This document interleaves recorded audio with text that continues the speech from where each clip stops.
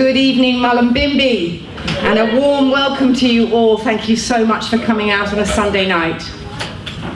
Richard Hill, the convener of the Ngara Institute, who sadly can't be with us this evening, has left a few words for me to say.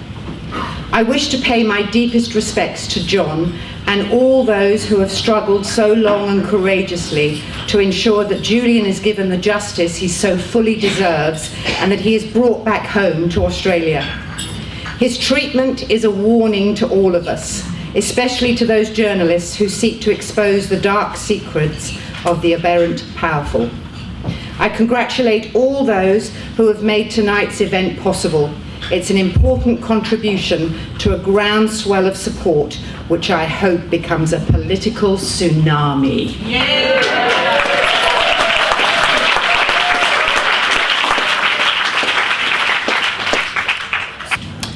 I'd like to firstly introduce to you Philip Adams. He's been running the Free Julian Assange Before It's Too Late petition since July 11th, 2018.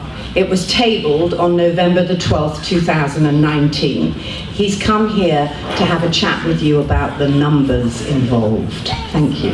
Philip Adams.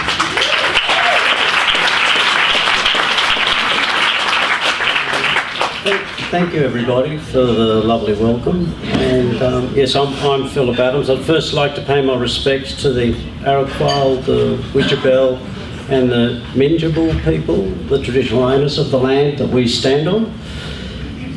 Yes, I'm just a citizen, just like you. I have some skills on there, I suppose, on web, and also as far as campaign management. I've done it for some very large companies and saw some massive travesty of justice happening here, and I thought I would direct my skills to represent the people. And I now have the 4th largest petition tabled in the Australian Parliament, in the history of the Australian Parliament.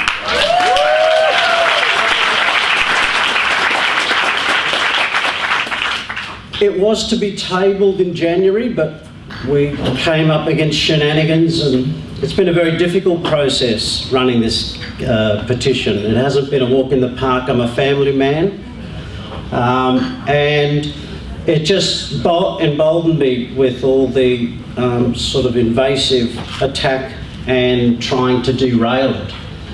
It hasn't worked. We are there. We also have a parliamentary group now of 11 parliamentarians that's been established to drive this case. I'm not going to let you down. I can tell you that. There's not 1 cent collected from what I do. The petition itself asks for no money. As far as the Change platform, I chose that because it works. Change asks for donations because they promote petitions, but that's not me. All I want you to do is just reshare it. This is an important campaign, and it is a right of every Australian to petition the government when we have grievances. And I'm taking it to the nth degree in this matter. I'm really pissed off with what's been happening to Julian Assange, and I don't want my children susceptible to fascism and the road that will take.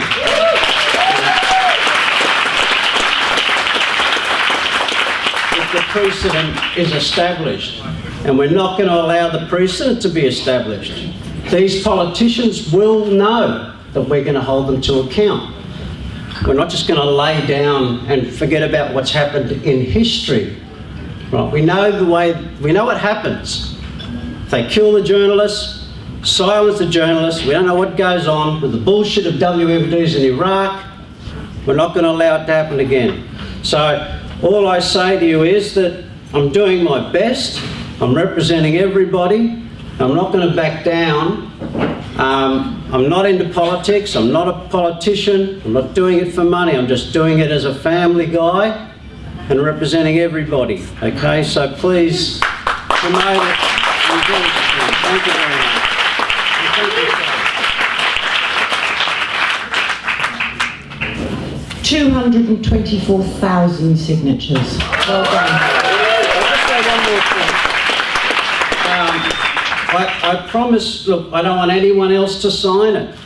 It's in Parliament. It's staying open till he's free, which is unusual. I'm not going to close it, so it's going to grow even more. But if he's going to stay there and they're going to stuff around with him, it's going to be the biggest in history, right? We need 1.2 million, but if every signature shared it, got 5 people on board, we're going to get there. Yeah. Okay? Thank you, Philip. Great job. I'm Sally Packshaw, by the way. I always forget to introduce myself. It's a great honour to MC tonight for me. This is a subject that I've been following very closely, and I feel very deeply honoured to be here. We live in an era when faith in so-called liberal democracy is at an all-time low. Given the cynicism, secrecy, born-to-rule manipulations of our political class, and not to forget their dalliance with the economic elites, none of this should surprise us. The fiction that liberal democracy is a reflection of the will of the people, or that our so-called political leaders represent the interests of the electorate, or indeed that they are open and transparent, is so removed from reality that it's almost laughable.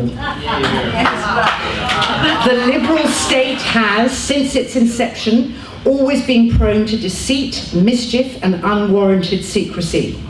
Vital information has long been hidden away or buried under obscure pieces of legislation for reasons of national security. We frequently hear the same rationale in totalitarian states. Such reasoning is, of course, largely bunkum. It mostly serves the interests of the powerful. Empires and colonizing powers have always engaged in this stuff, as does our own government, which denies public access to information on refugee movements because of operational reasons. And yet, as we all know, secretive, clandestine measures are designed not simply to deny access to vitally important information. They are calculated, above all, to conceal what the powerful get up to behind closed doors. It takes the likes of Carl Bernstein and Bob Woodward, Daniel Ellsberg, Edward Snowden, Chelsea Manning, John Pilger, Julian Assange, and countless other journalists and whistleblowers to prise open the lid of secrecy and state manipulation. They are heroic figures, not criminals. They are indispensable to any decent, functioning democracy. However, as is becoming increasingly clear, there's often a heavy price to pay for such brave actions. In Ellsberg's case, after releasing the Pentagon's top-secret report on the Vietnam War, known as the Pentagon Papers in 1973, he was charged under the Espionage Act of 1917 and faced a maximum of 115 years in prison. Following the release of classified information from the National Security Agency, CIA employee Edward Snowden also faced a lengthy period of confinement for having apparently breached, yes, you've guessed it, provisions in the Espionage Act of 1917. Ellsberg escaped prolonged captivity while Snowden sought exile in Russia. Perhaps not surprisingly, the Espionage Act of 1917 has once again been wheeled out to shut down another dissenting voice. This time, journalist, publisher, and founder of WikiLeaks, Julian Assange. It has done so in cahoots with the Ecuadorian and British governments and supported in its usual obsequious way by our very own administration. It's an ugly, cruel, and arbitrary application of brute power designed to intimidate journalists across the world. This is no accident. The systemic abuse of journalists and journalism is on the rise globally, including in Australia. Julian Assange's groundbreaking journalism has been widely recognised, and when it suited them, supported by elements of the mainstream media. He is an award-winning journalist who has taken on the most powerful entities on the planet, beginning in 2007 with posts relating to the US's treatment of Al-Qaeda suspects held in Guantanamo Bay. In 2008, WikiLeaks published emails from the Yahoo account of Republican Vice President aspirant Sarah Palin. But the proverbial hit the fan in April 2010, when WikiLeaks posted a classified US military video of an Apache helicopter gunship firing on what turned out to be innocent bystanders. 18 people were killed, including 2 Reuters journalists. In June of the same year, Bradley Manning, later Chelsea Manning, was court-martialed for leaking combat videos and State Department documents. In July of the same year, WikiLeaks went on to post 75,000 classified documents, among them data on civilian casualties inflicted by the US-led forces in Afghanistan. As the heat rose on WikiLeaks in late 2008, allegations of rape and molestation emerged in Sweden. But WikiLeaks didn't flinch. In October, it posted 400,000 classified military documents called the Iraq War Logs, which reported, among other things, the torture of prisoners of war by Iraqi security forces, and civilian death tolls were much higher than previously thought. Many other posts followed, including millions of diplomatic cables from US consulates around the world, the Guantanamo files, Syrian government files, files relating to private negotiations on major international trade deals, leaks from the Saudi Foreign Ministry, posts of NSA documents showing the US spying on its allied leaders, leaks from the Democratic National Committee, leaks on CIA hacking and surveillance programs, leaks of Russian surveillance operations, and so forth and so on. In the interim, of course, the US administration had fixed its attention on putting Assange and WikiLeaks out of action. In 2008, Assange was arrested and placed under house arrest by the British judiciary. In June 2012, fearing extradition to the US, not an unreasonable assumption, as it turns out, Assange took refuge in the Ecuadorian Embassy, where he was granted political asylum and later citizenship. He was to spend 7 long and often grueling years inside the embassy. The US ramped up its intention to criminalize Julian Assange, with the threat of extradition looming even larger. Few, if any, human rights lawyers, or even former CIA operatives, believed that Julian would receive a fair trial. For a variety of self-serving reasons, the new Ecuadorian government turned the heat on Assange, and eventually, in April this year, he was forcibly removed from the embassy. We now know some of the elements of the main story since then. Assange was thrown into a London dungeon, otherwise known as maximum security in Belmarsh Prison, placed in solitary confinement under a disproportionately harsh sentence. He was vilified publicly by politicians, the mainstream press, and the British judiciary. In prison, he experienced conditions which his father describes as beyond obscene. Assange's access to the prison library and a computer was restricted. He had no access to the internet and was denied full access to the provisions and information needed to defend himself. His health, both physical and psychological, has deteriorated rapidly. Julian's father, John Shipton, a quiet and courageous man, has given enormous support to Julian, yet has seen his son suffer tremendously in confinement, both in the Ecuadorian embassy and in prison. The deliberate cruelties inflicted upon Julian and the prospect of extradition to the US, resulting in possibly long-term imprisonment, have been very difficult to bear. But John has not only offered support and comfort to his son, he has also spoken out about what the treatment of Julian signifies, particularly in terms of its implications for independent reporting and democracy itself. The threat faced by Julian Assange is designed to curtail the right of journalists to hold the powerful to account, and therefore for secrecy, dirty tricks, murderous intent, and duplicity to remain undisclosed. We should all be very concerned by this, not least by our government's unwillingness to protect and indeed bring home one of its own citizens. To allow the cruelties inflicted on Julian Assange to go unquestioned and to collude in his ongoing suffering bring shame to our nation. It's something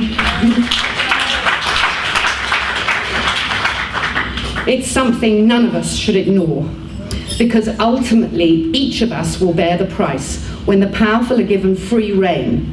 That's the road to totalitarianism. Fearing for his son's future, John Shipton has shown extraordinary dignity and courage in the face of brute power. For this and many other reasons, we honour him here today. Let's please give a really big Mullumbimby welcome to Mr. John Shipton.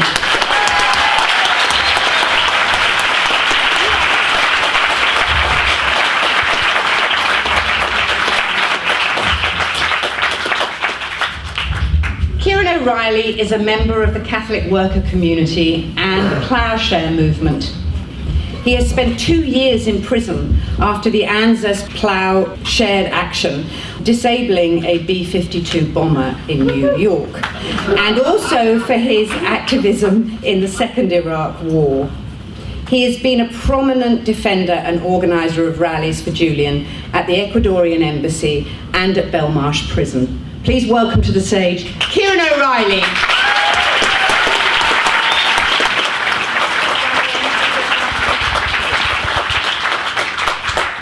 Okay, the journalists. We're going to fill up all those chairs.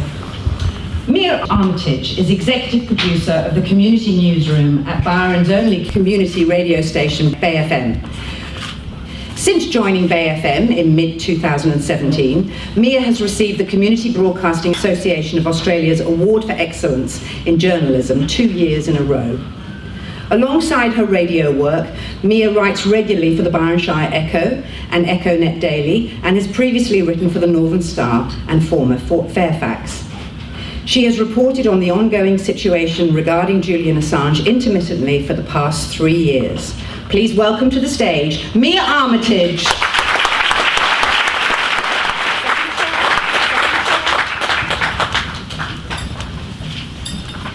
One seat left.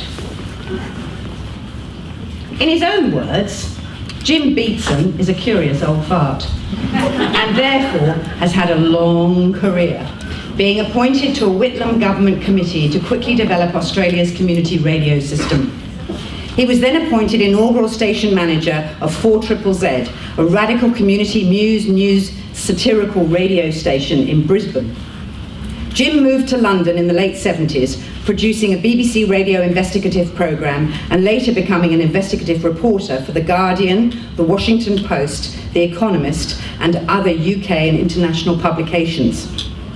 In 1988, he was appointed Australian, New Zealand, Pacific correspondent for The Guardian, as well as writing for the Australian Fin Review. He extensively covered the Bougainville Successionist War by entering illegally.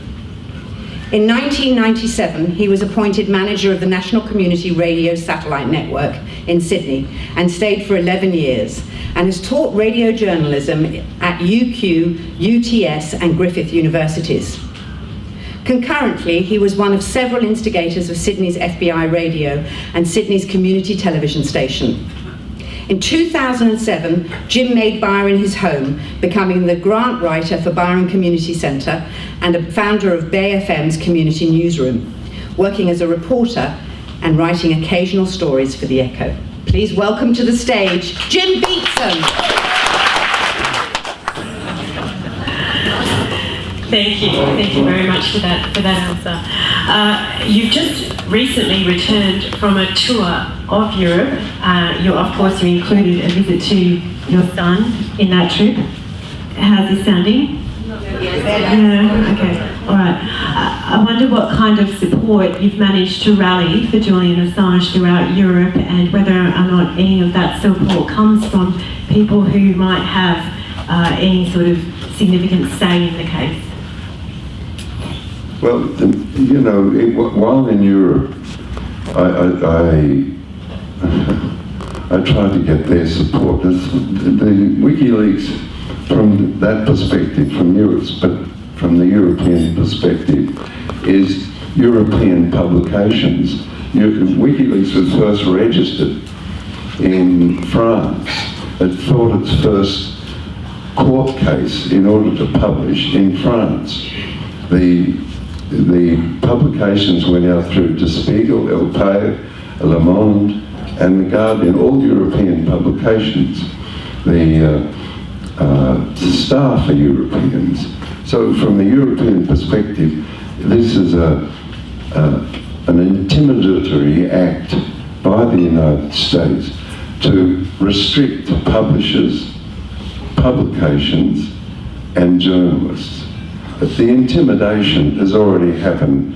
It will probably cost, I don't know, I'm not an accountant, but it'll probably cost $10 million to fight Julian's case for the next 3 years.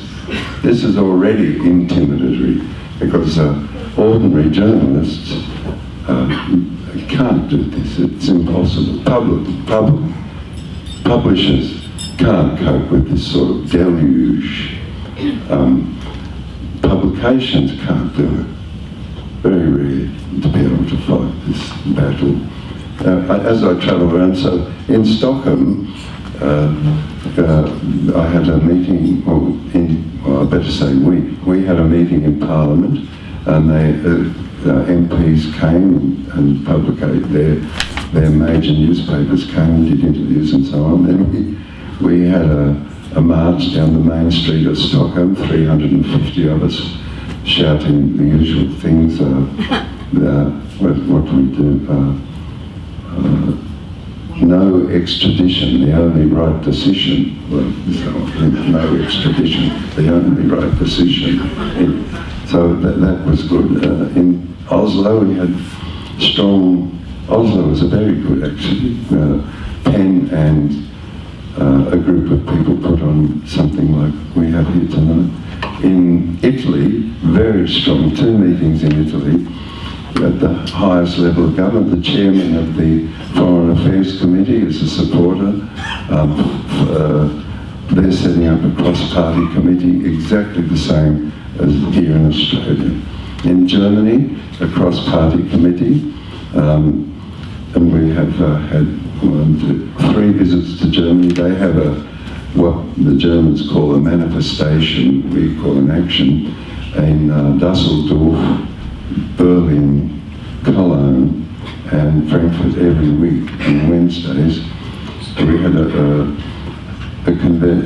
in the Bundestag we had a meeting that had funny though, it was an important, the house, full house, lots of MPs and MEPs, members of the European Parliament, the leader of the largest union group, powerful people, but no reportage in the major newspapers.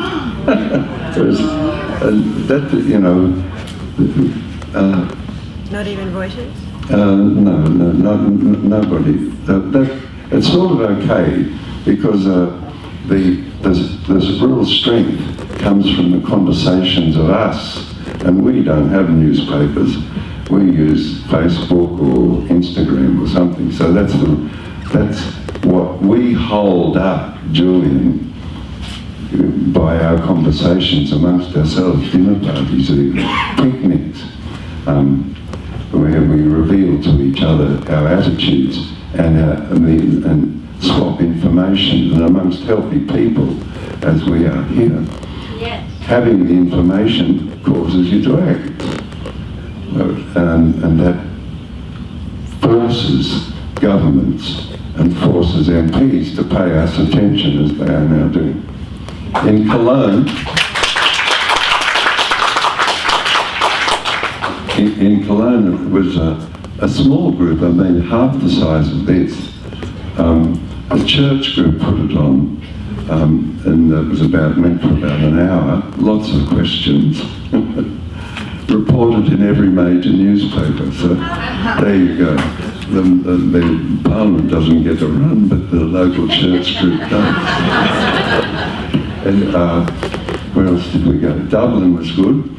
They were very enthusiastic. I didn't have to. So I just mentioned in the same style as I mentioned here, the British judiciary. And they ran with it. So they have a long experience of the British judiciary. Very long. Someone else. Oh, and I went to Brussels, and we had a good. There was 140 240 attended there. 80 MEPs or 80 officials, MEPs and leaders of unions, the leader of the French union who embraced me and said, I'm going to go and insist that Macron gives Julian asylum. So I'm very strong. And that was, who else was there? Oh, there was an oddity there. Matthew, who's an MEP for the Brexit Party, so he's like way over there on the right. And if he walks a little further, he'll fall off the edge. So he attended and gave me a hug and said, go, whatever I can do, I'm there. But so that was, in this game, I learned a little bit. You become politically agnostic because all you want is to get your son out of the, somebody from the left or the right.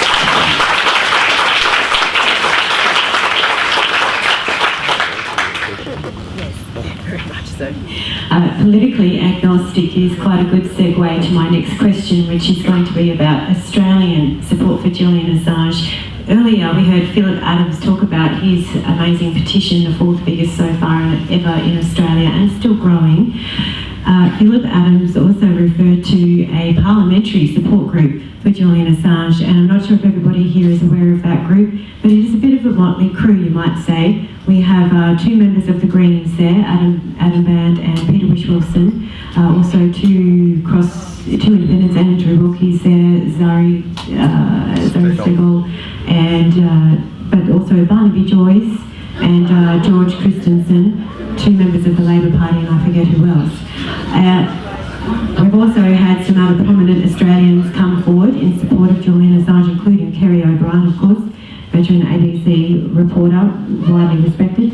And we have had what you might call political prisoners freed before, and they have had intervention from people in government. I can think of, let's say, David Hicks in Guantanamo Bay, Timothy Weeks, James Ricketson, the filmmaker from Cambodia, and also I'm sorry to say I forget the name of the nun who's recently returned home from, I think it's the Philippines.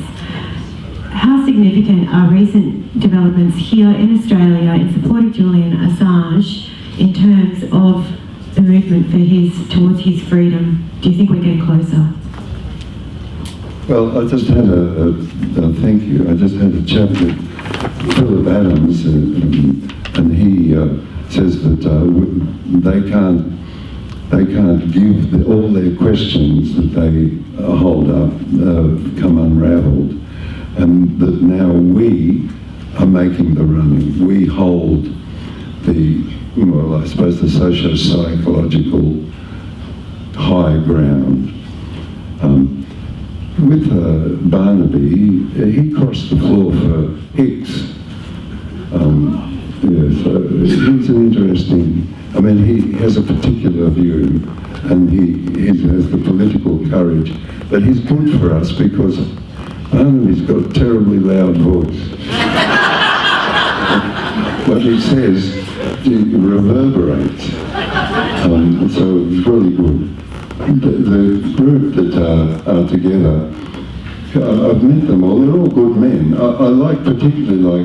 I find George Christensen, who is on the opposite end of the political spectrum to my leanings, I find him a charming companion.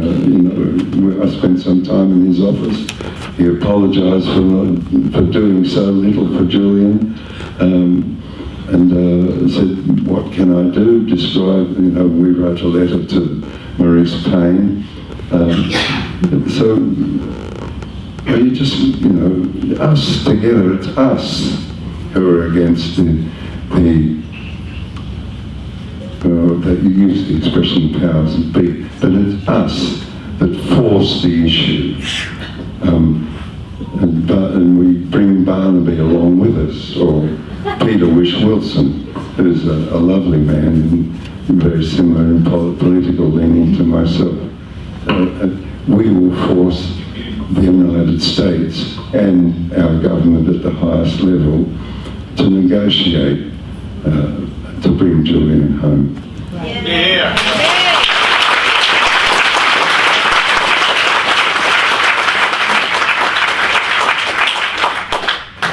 Thanks for answering my questions, John Shipton. I'd like to hand over now to Jim Beatson, who I may also acknowledge as one of my mentors.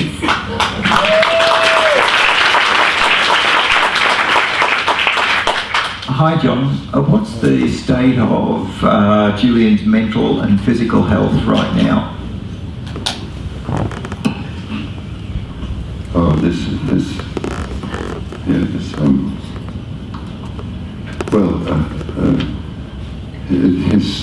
health is not good.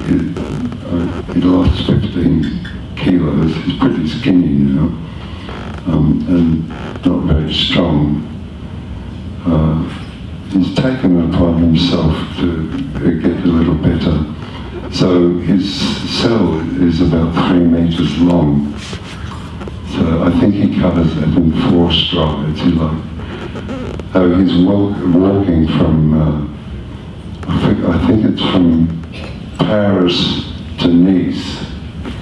Anyway, he gets the number of steps and the kilometres from major cities, and he walks up and down his cell, to get a bit physically well.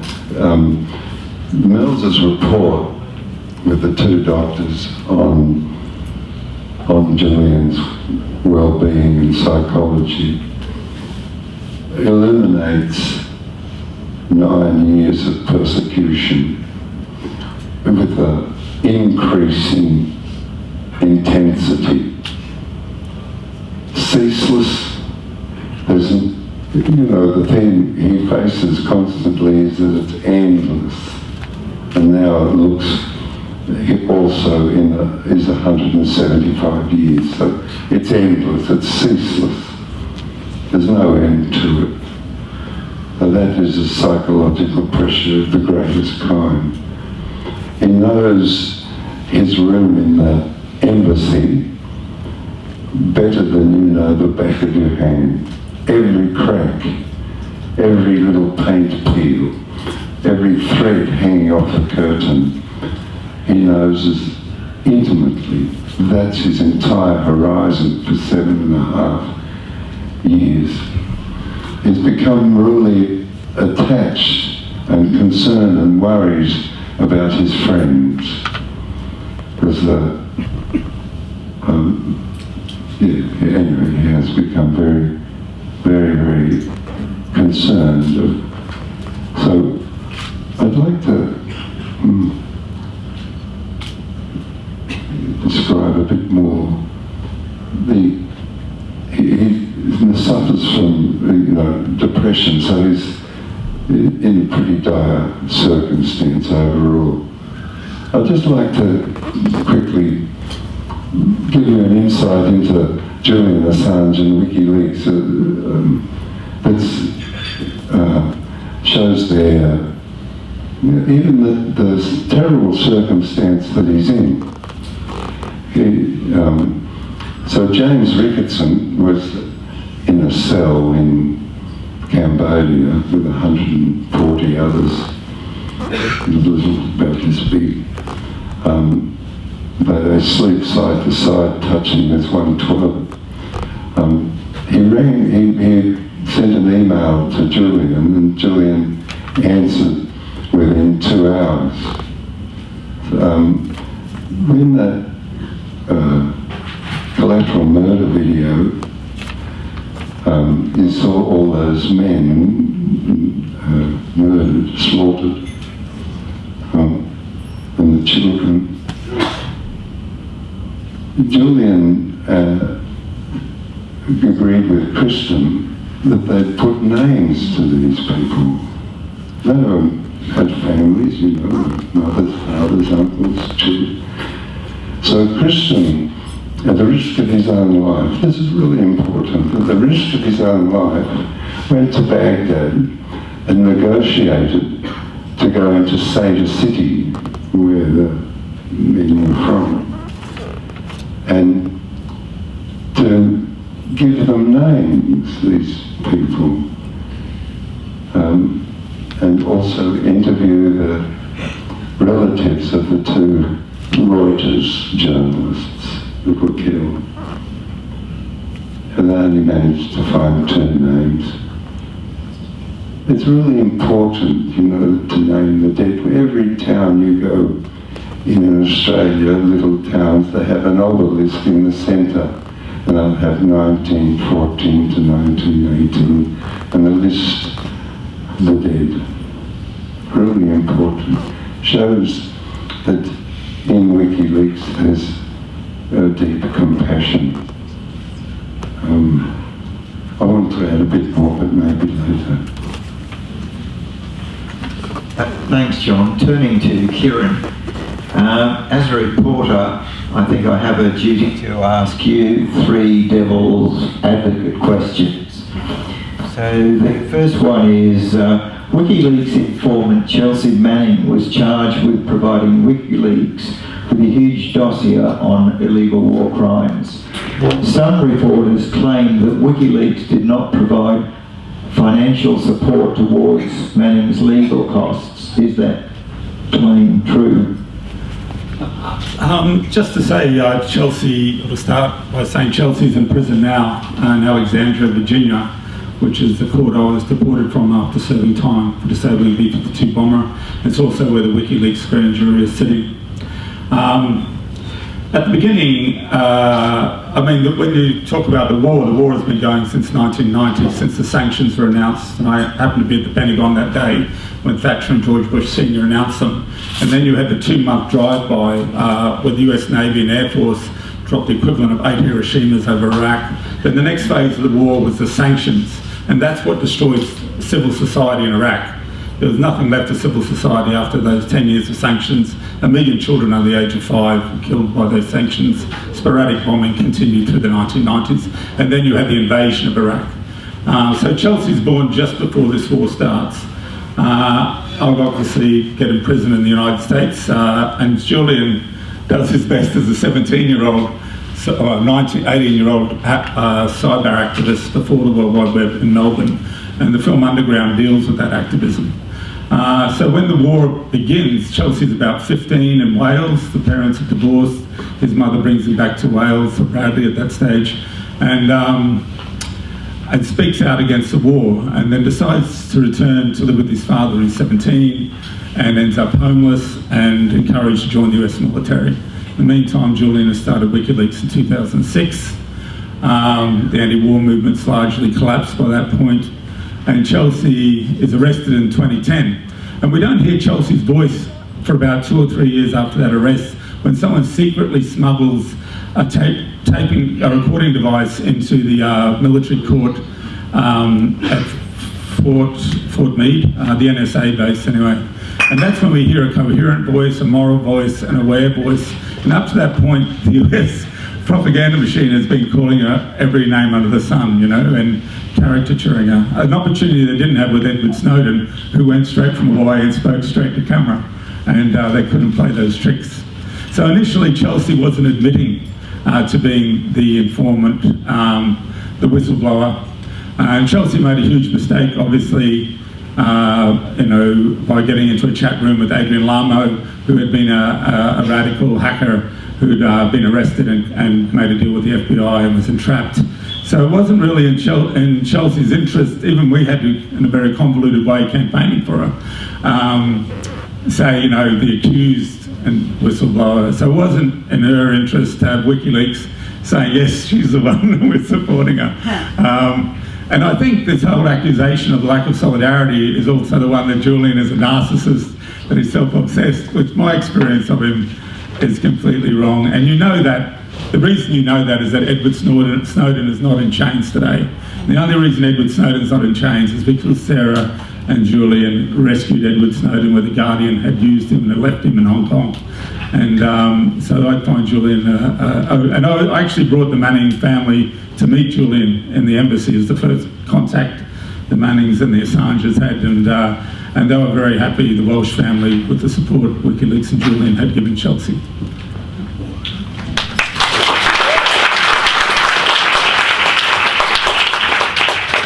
Has claimed that WikiLeaks' release of emails from Hillary Clinton gave the election to Trump. What do you have to say about that? I'd encourage people to read the book Shattered about the Clinton campaign. It was just a terrible candidate, and on top of that, a terribly run campaign. And you should read that book. Also, there's an interview by John Pilger with Julian a couple of days before the election, and John Pilger says, well, who do you prefer to win? And Julian, like the rest of us, said, well, Trump can't win. All of Hollywood is behind Clinton, half the Republican Party behind Clinton, and I don't think Trump thought he could win either. If you watch the footage of the handover from Obama to Trump, he's like, what am I doing here? And which is also Michael Moore's thesis in his recent film. So WikiLeaks published what was leaked to them. You know, the accusation of it was a hack, where obviously there's evidence that it was actually leaked and carried out of a building and handed to someone. And it's quite significant because this is where the liberal left in America turns against Julian. And you even have him censored from Democracy Now! They just dropped the issue for a couple of years. They've recently picked it up again. And up to that point, there was intense hostility in England. That's still the case. I think there was general scepticism and support in Australia for Julian, and the same with the liberal left in America. But after the elections, that kind of flipped. So it's a very significant accusation against him. As someone said, Trump was just kind of his own great discreditor. Like he just. And I don't think WikiLeaks held anything back that they had on Trump. Trump just seems to put it all out there. We all know that the Swedish legal system has released, I should say withdrawn their prosecution for rape against Julian. What do you make of the matter and its impact on Julian's reputation? Yeah, I mean, it's significant. Like I had family members myself, victim of sexual assault. So, you know, when those things came up in 2010, you know, what people fear is guilt by association. And it's also interesting for me that I'm meeting Patrick Maguire, who's one of the Maguire 7, who was 14 years old when the British Special Branch dragged him out of bed and framed him with the bombing of a pub, the Guildford pub, along with his mother, who did 11 years, etc. And people were fearful to go anywhere near that campaign for the Guildford Four. You've probably seen the film In the Name of the Father, deals with that. Yeah. And actually Gareth Peirce, who's played by Emma Thompson, is Julian's lawyer, defendant lawyer. And initially the prosecutor was the woman who defended Pinochet.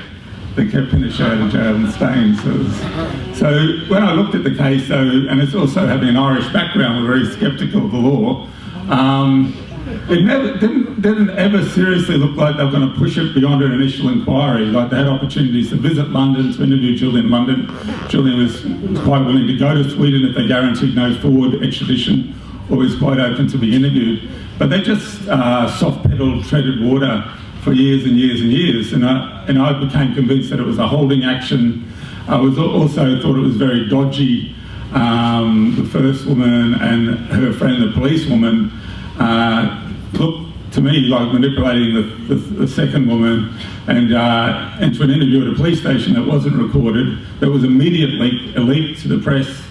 And you know, this recent accusation by the magistrate Abernathy that Julian has to be detained because he has a bad track record at turning up to court. Well, you know, I can tell you he's got a better record than I have at turning up to court. Like, as soon as that came out in the Swedish media, he went straight to a police station, didn't try and do a runner. As soon as, you know, the European arrest warrant became evident in 2010, and it is 9 years yesterday that he was first jailed in England, he went, you know, to a police station. He signed on every day with his bail conditions once he got bail at the High Court. He didn't actually dodge a court appearance, he dodged an airport appearance and went into the embassy, and he would argue triggered a much more significant legal process of seeking asylum. So now, you know, they've dropped the Swedish thing to get that out of the way, so the Americans have a clear run with the espionage charges, and it is, you know, it is a circus. Like, but they've been taping legal meetings in the Ecuadorian Embassy between Julian and Gareth Pearce and others. That's pretty bedrock of American due process, is client-lawyer confidentiality. Well, that's just smashed, you know. So, yeah. I don't know who should answer the next question, either John or Ciaron, but Amanda Hooton, in a very long article in yesterday's Sydney Morning Herald, explained that the US case against Julian Assange is based on political offences. Political offences are specifically excluded from the British-US extradition treaty. So do you know if this argument will carry any weight in Julian's extradition hearing? I can have a go, and then John. Well, the espionage charges itself, its history is during the anti-war movement of World War I and anti-conscription movement in the United States. It was created to target anti-war activists. Yeah, there seems to be a lot of different conflicts, and John, you're probably up to more speed on recent legals. Yeah.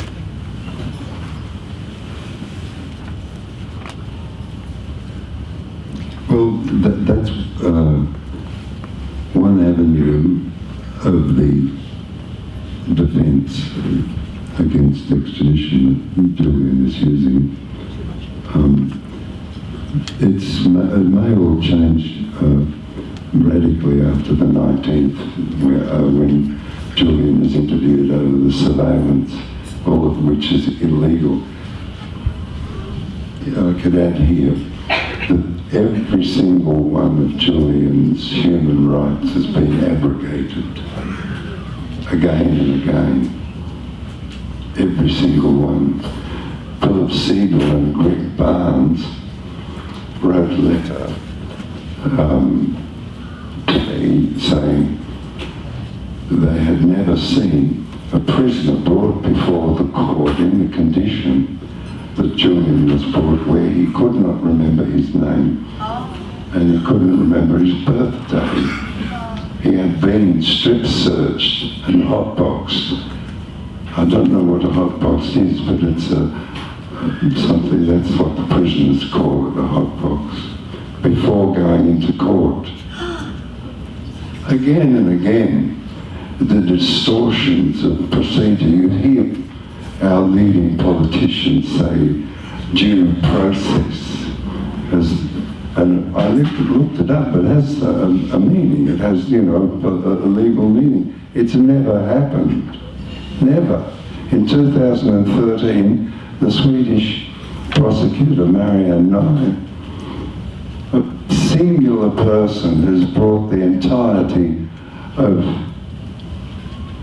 Sweden into disrepute and completely ruined its reputation for the dispensation of justice. Now it's a country that's only seen as producing junk furniture. Now, no offence to any Swedish people here, just that's what the Swedish prosecutors have caused. 2013, they wanted out. Paul Close, the Crown Prosecuting Service, the UK lawyer, writes saying, "You're not getting cold feet on this, are you? There's more to this than a simple extradition." Again and again, all of this is known to the Australian government. The complicity with the persecution of citizen Julian Assange is just staggering in every direction. 3 countries, on and on at him.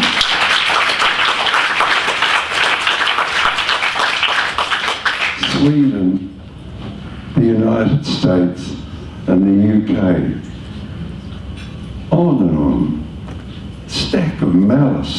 and spite, and the complicity of the Australian government involved in it. But I just finish just quickly.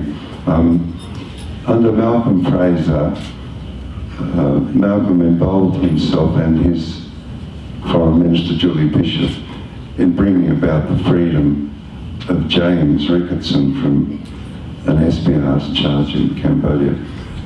Also, Malcolm, who we were in contact with at the time, sent Julie Bishop to London to speak to the then Minister in charge, Jeremy Hunt. They were evasive, and in the presser afterwards, there are no charges against Julian at the time, never have been actually. Jeremy Hunt said, this man faces serious charges alongside Julie Bishop. No Australian politician or editorial defended our Foreign Minister against his political embarrassment caused by Jeremy Hunt. A week later, unperturbed, Julie went to Sacramento and met with Secretary of State Pompeo and asked on the matter of Julian. Pompeo's reply, typical of the man, we're not interested in speaking about that. I'll leave it at that. So. I started this evening with what might have been a personal question. I'm going to end with what also could be a slightly personal question. Ciaron O'Reilly, we've heard you many times on Bay FM's Community News. Can you hear me, Ciaron? Yep. Yep. We've heard you many times talk about how helpful it was for you to receive correspondence from strangers even while you were in jail in overseas countries. But really, of all the things that we may or may not be able to do to help Julian Assange, how helpful really is it to write him a letter? Yeah, I think what you've seen is a 9-year methodic, conscious attack on Julian's physical and mental health, and that's obviously escalated with his isolation in Belmarsh Prison now.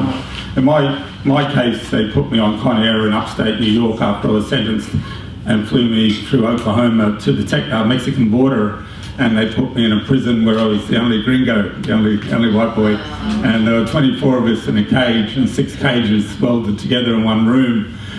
So the kind of opposite problem to Julian, had too many people to communicate with. And I was experiencing low-level assault for the first month, and my mental health wasn't great. And what literally saved me was the amount of correspondence. When that started coming in, I got really popular with Mexican stamp collectors, and kind of built my base from there. And and I was playing soccer, and I was in the only African team in the jail, and also ended up writing letters to people's lawyers and girlfriends in English, and that made me quite popular too. So it's you can't underestimate it, because the whole system is there to say you're forgotten, you're isolated, give up, recant. And I've been with Julian in the embassy when he's opened letters and seen him nourished by that, as anyone would be. And especially that you're from a place where he grew up in northern New South Wales, part of his childhood. That's a connection you have when you write to him and stuff like that. And it also sends a very clear message to the staff. You know, the bullying from the staff in Texas dropped immediately. The correspondence started coming in. They just, you know, unfortunately they backed off and picked on someone else. But it made it a lot, it sends a message that he isn't forgotten, there is support, he has reach on the outside, and that's very important in jail.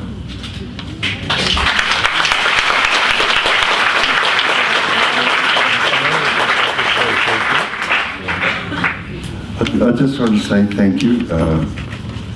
I'm always saying thank you, actually. Thank you. Thank you. Thank you.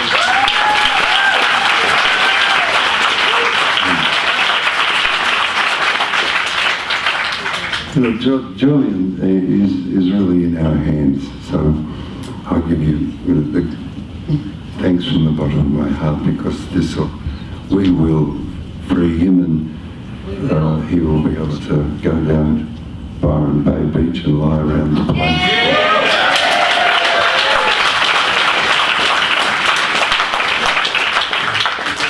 Tonight is all about support. It's all about supporting John so he can support Julian. There are a couple of buckets going around. There's also a support desk at the back of the hall with Dorset and Christine manning it. They can also tell you different ways you can support. There's a meeting happening here not next Wednesday, Wednesday the 18th at 6 p.m. here. So if you'd like more information about that, please go and see them at the back desk. I'm going to set up the Q&A mic, and we'll get some people to start queuing up. If you wouldn't mind, if you'd like to ask a question, if you wouldn't mind forming an orderly queue, please, in the middle of the room. Thank you. It's just to do with how we address the letters to Julian Assange, because there was that in the Echo this week, but they're saying it's incorrect. Someone just told me it also needs to include a prison number. So otherwise, they just throw the letters away if it's not explicitly, correctly addressed. And the other question I have around the writing of a letter to Julian, I was wondering, in the Belmarsh Prison, are they, cutting out bits? Do you have to be unexplicit or, just kind, or how do you suggest we run that correspondence? Yeah, I mean, there's prison rules in theory, then their practice is pretty bad, So you never know what's getting through and what isn't, I guess. And but yeah, I wouldn't say anything that they'd see as inciting to riot or anything like that. Yeah. Okay. All right. Thank you very much. There's enough inside there. I encountered a journalist on a friend's thread, and he said, "Oh well, WikiLeaks is just a front for Russian intelligence." And I thought this was so far-fetched, and yet I looked at this guy's page. He's a genuine journalist. He's not with Murdoch either. I'm not going to say who he is with. How do we respond to that? I mean, I debunked everything I could. And do you think this is actually a big narrative at the moment? Yeah, Julian Assange I know, the WikiLeaks I know, believes in the truth, and as a Christian I'm quite attracted to that. I think they believe in something that's eternal. Like all these empires just rise and fall, don't they? But things like truth and love and solidarity that we're experiencing in this room tonight, hopefully, are things that are eternal and worth committing your life to. And that's why I think Julian Assange is in prison, Yeah. And if the I remember being in a George Galloway meeting, and a Russian journalist who was in exile said, if he'd been working for the Russians, they would have had him out of that embassy. They're pretty good at that kind of shit, Are you confident in Julian's legal team in England? The Bernberg Pierce, Gareth Pierce is the lead UK lawyer. Balthasar Garçon is the lead international lawyer. Christopher Mouchon is the lead. It's a long list. Lead. Now these people each lead teams. Sometimes I think Gareth's team might have 14 in it now. There's a legal team in Sweden. There's a legal team which is attached to the Brussels, the EU administration for pursuit of if it has to go to the Court of Human Rights in Brussels. There's a legal team in the United States, a legal team in Australia. So, and I'm very confident in all of them. I meet them all. They're very impressive men and women. Was there something else? Have you spoken to religious leaders? Oh, the magistrate. They call them judges, they're simply magistrates. Arbuthnot is probably recused herself because of her husband's associations with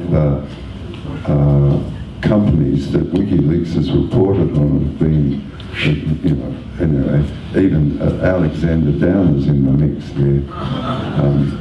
Very dangerous man.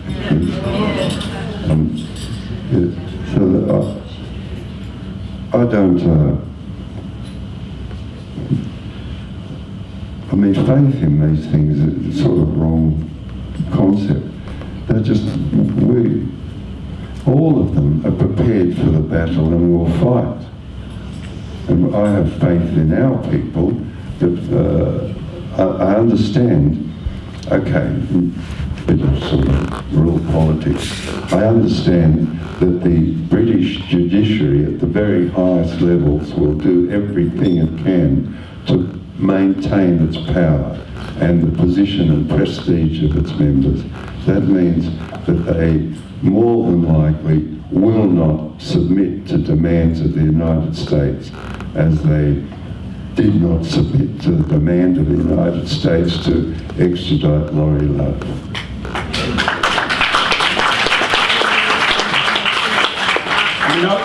I was at Julian's first magistrate's appearance, which was 9 years ago yesterday. It was at Horse Ferry Courts, and that they moved his next appearance to Belmarsh Prison, to Woolwich Courts, which is a court that's designed for, well, initially for the IRA, for terrorist cases, and has a tunnel linking this, bomb-proof court into a Category A prison. Now that's setting him in a certain context. And at the magistrate's level, it's pretty much a circus everywhere, and the real battle will be at the appeal level, probably. There's no avenue right now to appeal against his current state of incarceration or persecution by people. Well, the UN ruled that he was being arbitrarily detained, and the British government just ignored the UN. As they do. Thanks very much. When is a good time to design a workable system that serves the people?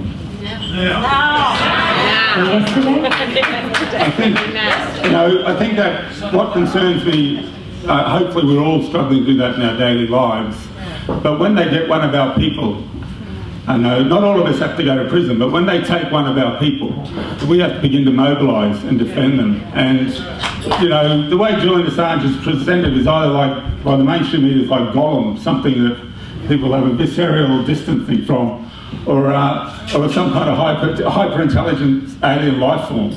And he isn't, he's an ordinary person, and he's an Australian, and we should be very proud of that. And if you grew up or were active in the anti-war movements of the 70s, 80s or 90s, you were participating in forming his conscience and his activism, and that led to a professional life as a journalist and publisher.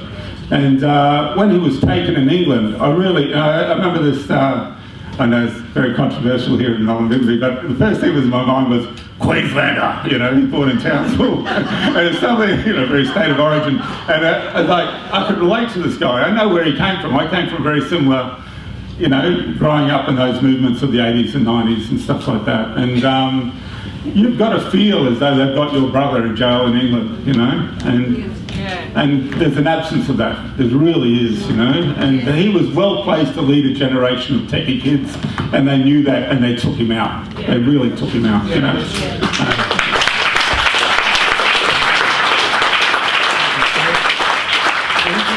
canary in the coal mine, as they've said, that if we let him go, then we are all lost. Yep. Thank you. Given on top of the cruelties that are being inflicted on Julian at the moment, I reckon one of the worst must be that he can't speak for himself. A guy like that who's into communication and so on, not being able to defend himself, speak for himself, must be awful. And I'm just wondering also, Mr. Shipton, given all that, how you personally deal with that. Your son subjected to that, not only from the state, etc., but from the public. And so how do you actually process that stuff? And I applaud you for doing it, salute you for doing it. Thanks. Well, I've been going, as you know, I've been going there every Christmas ever since Julian's been in there. I go over there for 10 days. But what we mostly talk about are children, friends, women, of course, and a little bit of politics, but not much. And I've never been involved in WikiLeaks at all. These days, I go and speak with Julian, and he makes suggestions that I speak for him. And guidelines. For example, the fact that it's a European publication, WikiLeaks, is a Julian idea, not mine. And a very powerful idea, because this extraterritorial judicial kidnapping or abduction of Julian extends itself to the CEO of Huawei, judicially abducted in Canada, and also to Victor Boot, who was judicially abducted and got 28 years in the United States in the jail.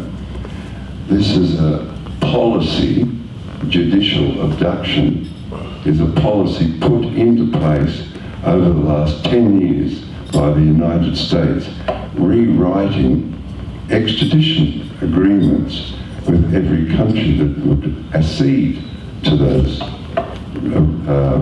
so-called reforms, Australia in particular. So it's a policy of empire to be able to intimidate and kidnap or abduct anybody that either has information that's very special, like the CEO of Huawei or Julian. It's a policy, policy, policy, policy. The same when you see a drone blowing up a wedding party. The very high point of a small community is the wedding, calling the bands, the marriage of their finest young people. We celebrate it all together. We go down and celebrate. We cast a spell around them so that they may fructify and carry the community forward. They blow them up. It's not accidental. It's policy, policy, policy. The way you pacify a people is to destroy their children, their policies. The same with what's happened to Julian. It's an act of policy, and we must understand that and not allow it to happen.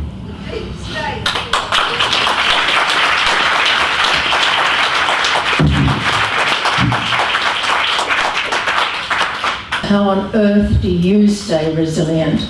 We've asked about Julian, who walks up and down his 3-metre cell.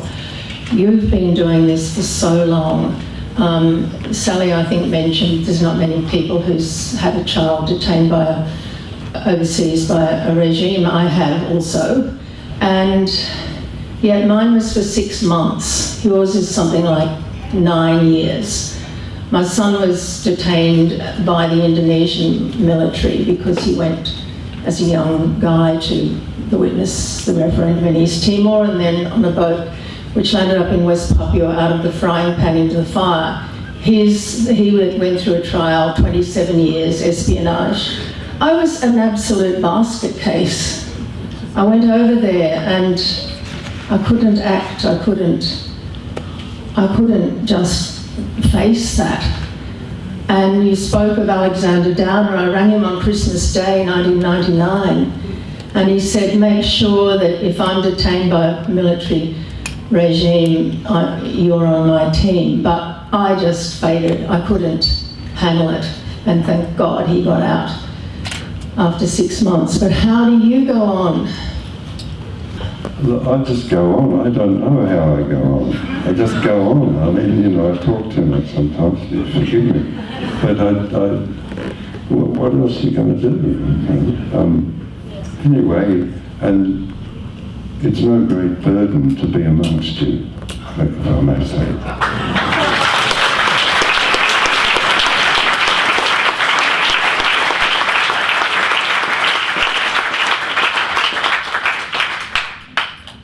I travel up to Brisbane for events, the actions specifically, because nothing's really been happening around here myself. So I've got 2 questions. The first one is, rally-wise, are we better off to organise buses to go and join these guys in Brisbane, or do something local here, like a serious, like we used to campaign here for anti-war and different things in Byron, the Cavern Bar, the meeting place, and it's summers here, so all the tourists are in town. And my second question is about the Espionage Act update in 1961 that no one ever seems to talk about. Well, online anyway, it's probably very censored. I've heard Chris Hedges mention it and a couple of people, but no one really talks about it. And it was an update that extended it to all citizens in the world, not just US citizens, and no one ever talks about that. Thanks. The Act of the United States Empire instituting universal jurisdiction, as you mentioned, and also I went on about in judicial abductions, is the unipolar world the unipolar state trying to manifest itself in every direction. As you can see, it's failed miserably, but horribly destroyed 8 countries, displaced millions, killed 1 million people. But it's coming to an end, and you can clearly see that. They've lost military superiority to the Russian Federation.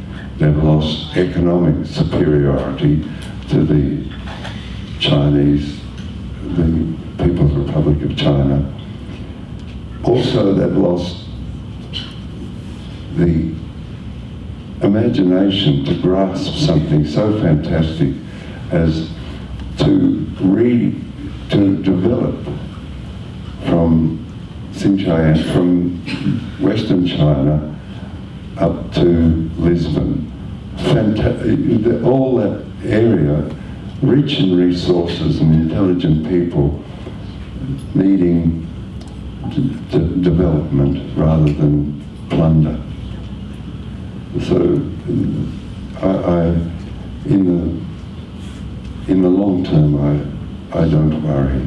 It's just how do we get Julian out of jail? You know, can I get to the airplane in time? Little things like that. And how can I make my daughter happy? I would try to bring her here. She's only little, but she wouldn't come. I think 3 things worth doing is, one is solidarity. That's thinking of him, praying for him, writing to him, scrawling his name on a wall.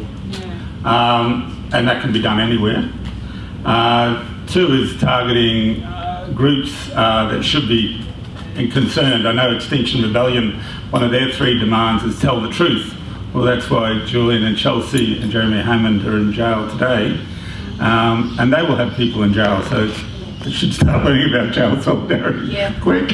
Yeah. And the 3rd thing is creative tension. Like, the war goes on. The war in Iraq, they're just deploying thousands of US troops back there now. It hasn't stopped. The war in Vietnam didn't stop in 1975. They embargoed it. They supported Pol Pot against Vietnam, etc. So the wars go on. The anti-war movement collapsed, you know. And what's lacking is creative tension. You know, like I grew up and I still live now on the back of Gallipoli Army Barracks. You know, my mother had 3 uncles who went to the Somme through there.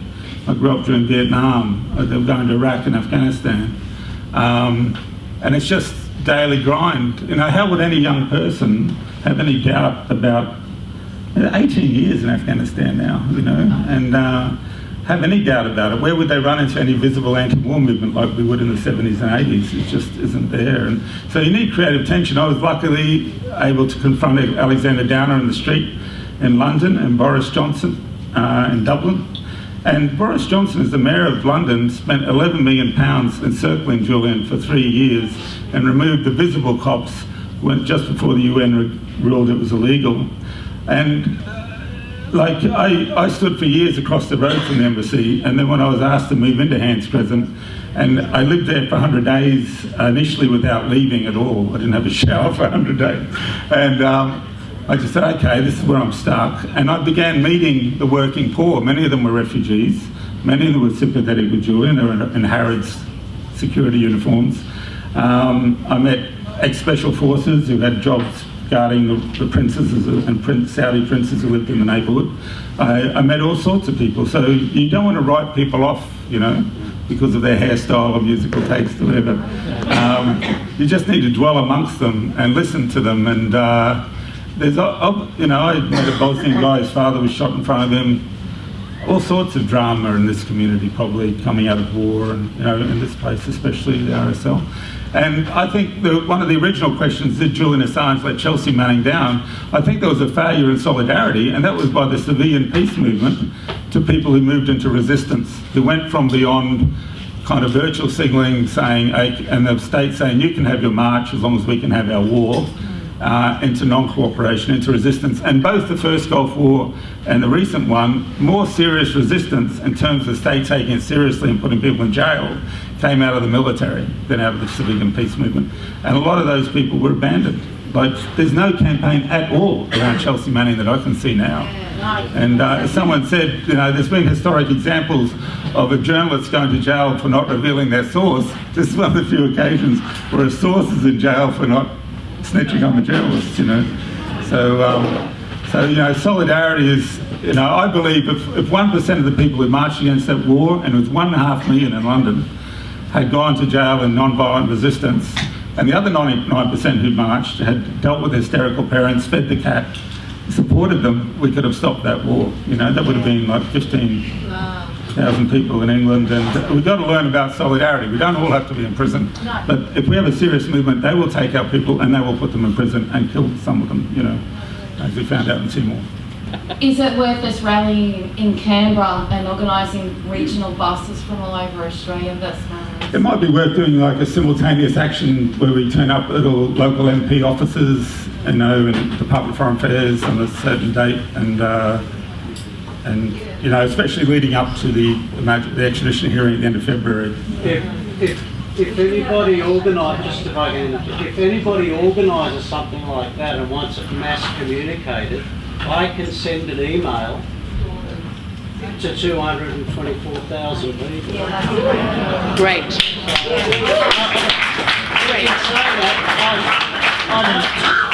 In the unlikely, perhaps unlikely scenario that Jeremy Corbyn got a majority, is there a thread of hope if he were to get in? That's not unlikely. He's going to win. I know, but all the polls were wrong here. The polls were wrong in the States. He's going to win.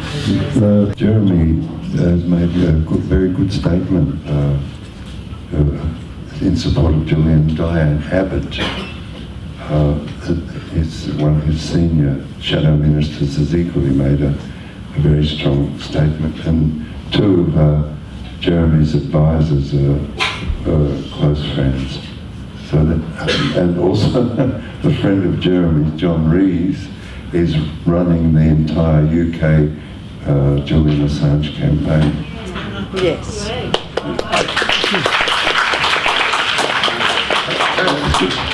Firstly, I'm a Catholic anarchist pacifist, so I'm a member of a very small tendency in this movement. And, but I think that Jeremy Corbyn has integrity. He's got a history with miscarriages of justice, like the Guildford 4 and the Birmingham 6. And when Julian was taken from the embassy, both he and Diane Abbott made very strong statements that they should not be extradited to the United States. I work for Sea Shepherd, and I think the Captain Paul Watson is one of the greatest activists on the planet, and I was wondering if either of you had thought to enlist his help with Julian, because he knows everyone, and he's pretty, he's an extraordinary mind, incredibly cooperative, and I have read articles where he's completely condemned what's happened to Julian Assange. So I just think it's a really good idea to get in touch with Paul Watson, because he's got, he's an incredible strategist, etc., knows, you know, the highest level of governments all over the world. So it's just a thought. Back in 2013, we worked closely with C. Shepard, and Paul is a good friend and advisor. Yes. Oh, great. My no budget, no net way of organising is to get people to do stuff they're already good at in a political context. And my history with this has been 9 years, but in the March of 2018, the day they turned the internet off, I was asked to move into Hands Crescent, which I did, and I expected to be joined by lots of people, like Iwo Jima, like the first beach landing, and then the next, and it was pretty sparse, but it was amazing to witness the build-up, the special branch visibly parked there 24/7, them having an apartment directly opposite. They were taking this very, very seriously. They take our movement very seriously. We don't take ourselves serious enough. We've got to begin to take ourselves seriously. And I met Ross, is it Ross, who came to visit outside the Belmarsh Prison, and all sorts of people.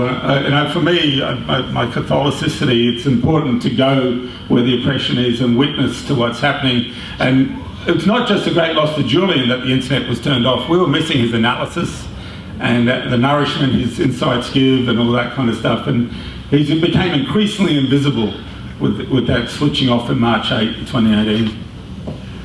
Yeah, thank you. I'm German, and I moved here to this beautiful country about 3.5 years ago. And I can only say this will go around the world. I will send it to Europe and to the Philippines and to Cyprus, where all independent journalists sit that basically cannot even work in Europe. And my word of cautious and warning is as well, don't look at papers and go, it's better in Germany or it's better in France. It's exactly the same thing. So what these people try is always to paint somewhere a picture that you think, oh my God, this is definitely, the Germans are more in support, and I totally agree. I know members of parliament, I used to work with the Ministry of Finance, and I can tell you the reason why I'm campaigning and the reason why I'm behind here is simple people, not powerful people, because they use you any time of the day to basically be influenced, and you can be, to your point, I stand at Hans Crescent quite a few times, and I was escorted away as well, because I think it's so important. You can be 100% sure there's somebody from the Secret Service in here tonight. They take this very serious. So please, even if it's Malambimbi, I'm here, I have to drive 1.5 hours, but you know what? That is worth it. And just to see other people and experience this is just the greatest thing, and that will make it work. The only word that I have is, if I look around, I would like to know how many people are below 50 in this room. Because the challenge going forward is to take an 18-year-old, a 20-year-old, or a 10-year-old. My little daughter here is 3 years old. And the reason why I'm campaigning and why I'm looking at this is because I brought somebody in this world that I have the responsibility for to stand up and say, at least I tried. And so speak to the young people and give them an idea who Julian Assange is and why he's basically put away and tortured, because there's no other word for it. Thank you. Thank you. Before you get a chance to answer or put your question, I'm an activist journalist, and I often wonder why people say things like, what can we do? Because in this region we've got the knitting nanas, who I think have got more honesty and unrespected and unrealised power than any other group in Australia. Because what they're doing is they're actually talking truth to power by being annoying people to politicians and making and disrupting their life. And I often wonder why people don't spend more time laughing at them, laughing at power, because they are so bloody stupid. And one of my mates rings up, every few days he rings up a politician and gives them an earful. And I wonder why more people don't do that. Honestly, these are moronically stupid people, and it's about time we all spoke truth to power, and it's a lot more entertaining to do that, I can assure you, than standing at a picket for half an hour where nobody watches you and nothing much happens. Thank you.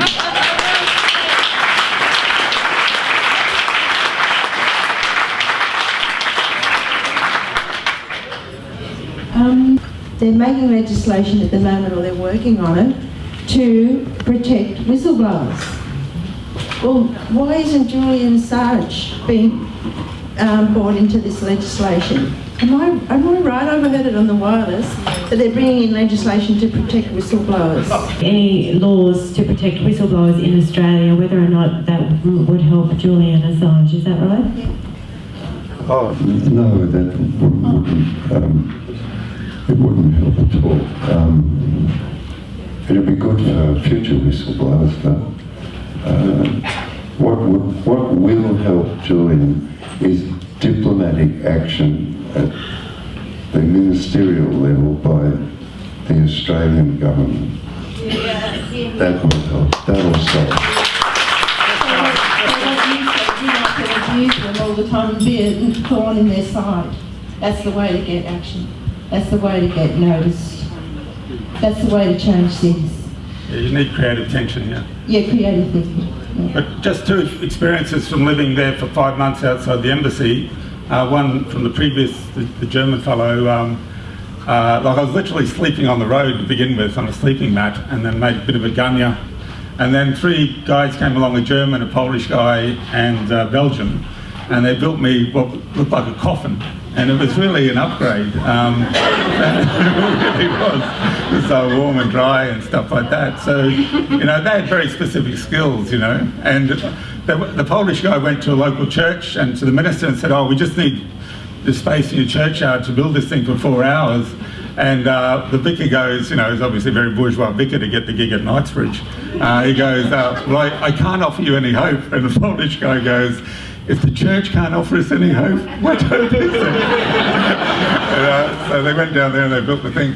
And the thing about, I was sitting out there one day and getting very grumpy about the whole situation, and this huge African-American guy with a posse of 4 other guys walked by, and he said, is this where Assange is? And he started yelling insults, and I was just, really pissed off. And he was a big guy. And I just jumped off the box and, forgot I was a pacifist and all that, and ran up to him. And as I was coming to him, he started like dancing, Anyway, I said, look, mate, he's a friend of mine, all this kind of stuff. And I said, I spent a year in jail in your country. And he went, I spent 3 years in jail in my country. I said, oh, what jail's he in? And I said, my name's Ciaron O'Reilly. I said, what's your name? And he said, I'm Shannon the Cannon Beggs, 2-time heavyweight champion of the world.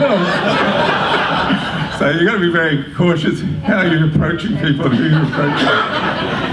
So we're all here, I believe, because there were leaks that have had incredible impact on each and every one of us here.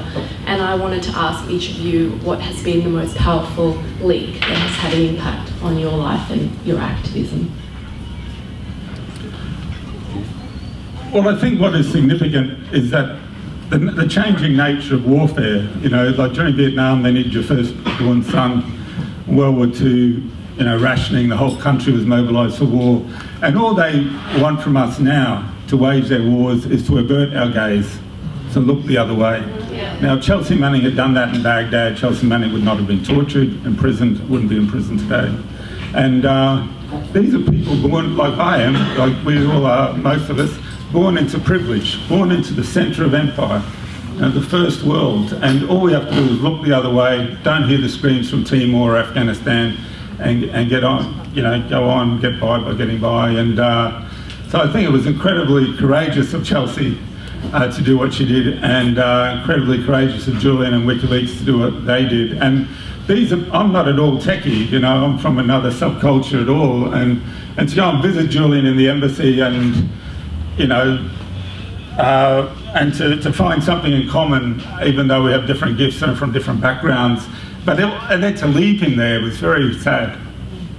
And it's, that was 7 years, sensory deprivation. and now he's in a Category A prison. And you know, most of the day I don't even think about it. I'm numb to that reality, and sometimes it just hits me like then, you know. So the revelation that he is a human being, that he's not to be romanticised or demonised, but be treated like a human being, you know. I think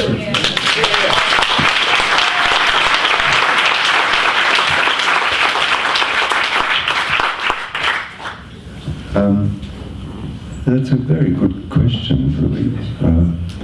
You know, for me, they didn't affect my life at all.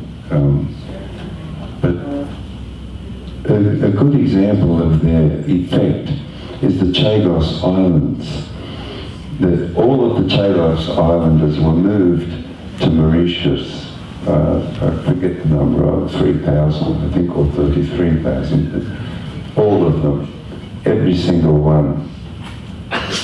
And the Air Force base called Diego Garcia built, where they take B-52 bombs to bomb. Well, anyway, soldiers these days, they war against civilians. They don't war against other soldiers, it's too dangerous.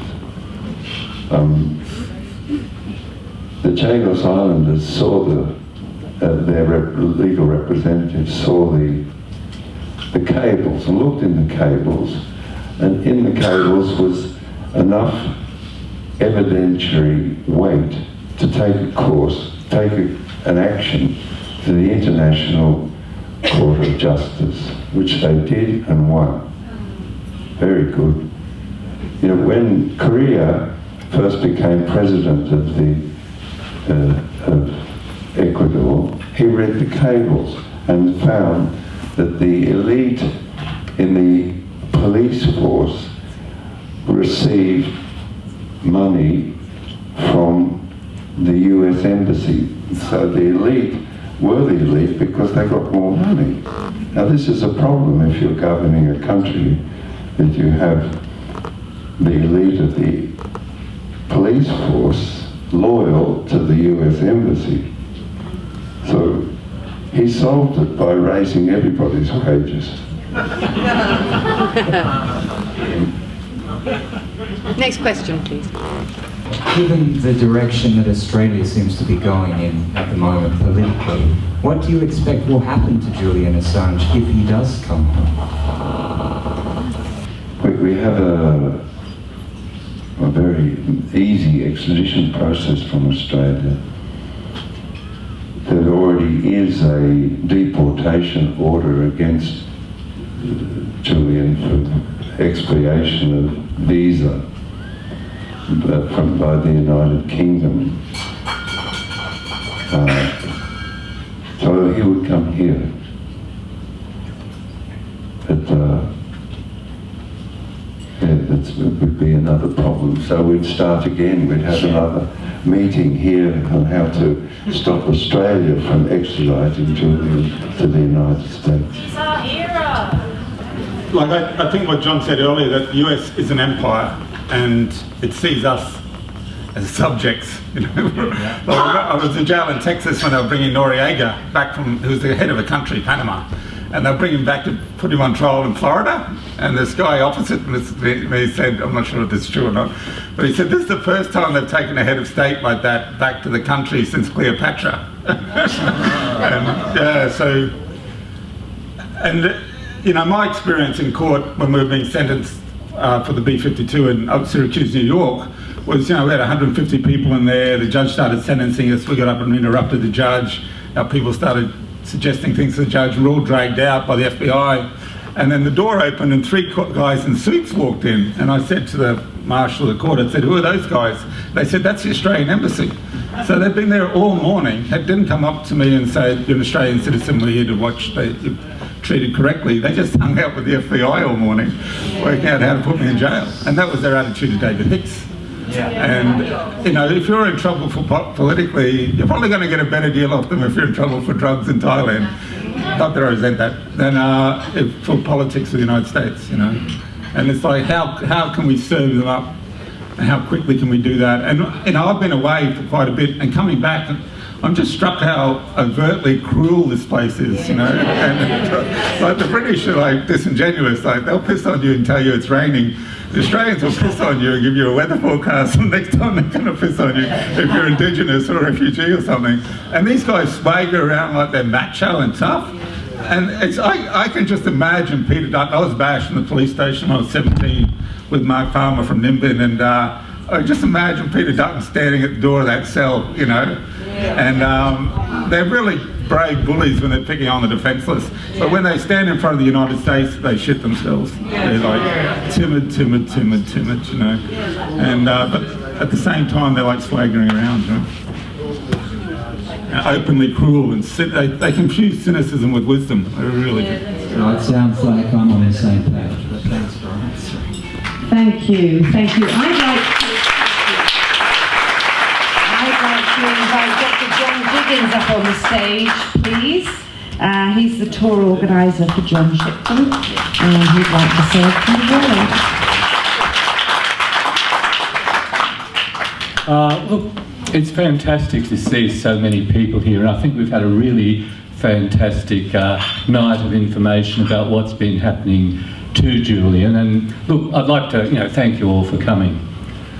I'm tour manager for both John and Ciaron, and this is the first of 3 gigs we're doing. We're doing Brisbane on the 11th, and we're doing Nimbin on the 12th. And I've been working on this for 3 months, so it's been really good to see just how fantastic this turnout's been.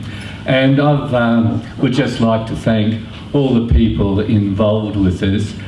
I work in the community newsroom at Bay FM, and I've been covering what Ciaron calls the slow motion crucifixion of Julian Assange for the past 7 years. And during that time I've I've interviewed John Shipton, and I've got to know John sort of very, just a tiny bit, just from ringing him up and sort of asking him how things are going for Julian. And I've known Ciaron for 4 decades now, and he was being fantastic for us at Community Newsroom because he's been there on the streets, able to give us the on the scene information about what's been happening at Belmarsh Prison and outside the Ecuadorian Embassy, and we've been able to broadcast it all throughout Byron Shire, and through Mia we've also been able to get it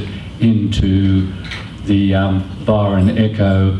And so I'd also like to thank my colleagues at Bay FM, Mia Armitage and Jim Beatson, for being the interviewers for this format that we've got. So I'd just like to thank Ciaron, Mia, John and Jim for what they've done, and I'd like you to thank me too. So could you...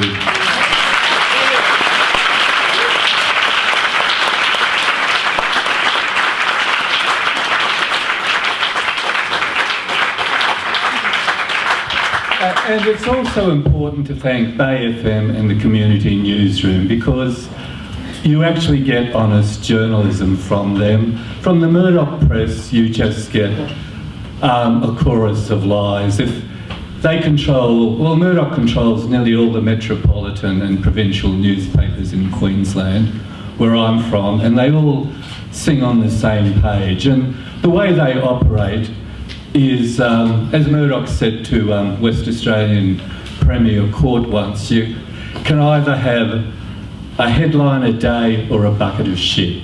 And that's what they do. If you looked at that last election, they gave ScoMo the headline of a day, and they gave Shorten the bucket of shit. And that's the way, consent is manufactured, through a chorus of lies, and it's really important to have the Community Newsroom, Bay FM. And I'd also like to thank the Ngara Institute for putting this on. It's been cooperation.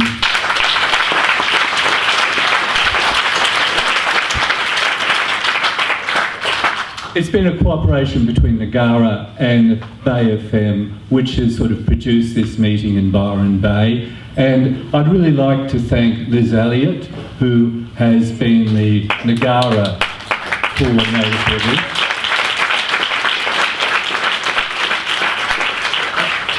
And Sally, who's been the MC, and for Jenny, who did publicity, and for Richard, who isn't here today, but who gave us those wonderful words at the beginning, and for all the other members of the Ngara Institute who I haven't met, but I'm really pleased you organised this.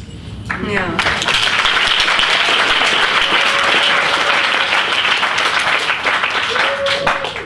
And for the man we're all here to save, the man who is imprisoned behind the Stars and Stripes gag, the man who is the greatest journalist of the 21st century, but Julian Assange. I'd like us to thank Julian for the honesty of his journalism and the truthfulness of his journalism.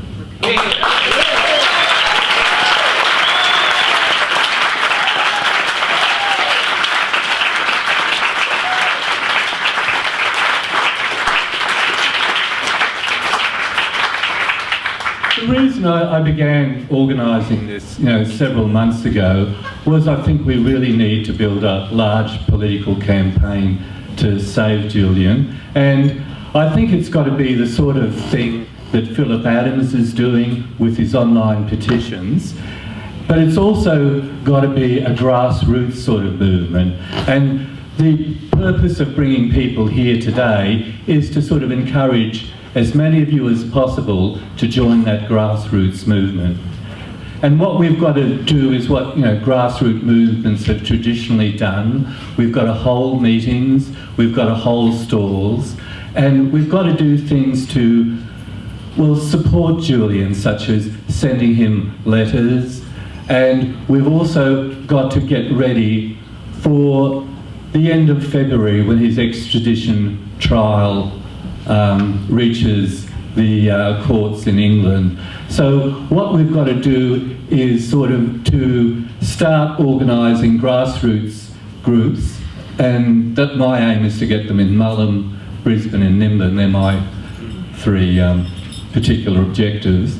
And we've got to start working together over the next 2 months to sort of build a really big mass movement for February. Yes. And I encourage you all to join. Thanks very much. So that's it. I'm going to wrap this up. I'd like to thank our panel, Ciaron O'Reilly, Mia Armitage, Jim Beatson, and of course, John Shipton. Thank you so much, all of you. Thank you. Don't forget to register for support. Don't forget the meeting on the 18th at 6 p.m. here.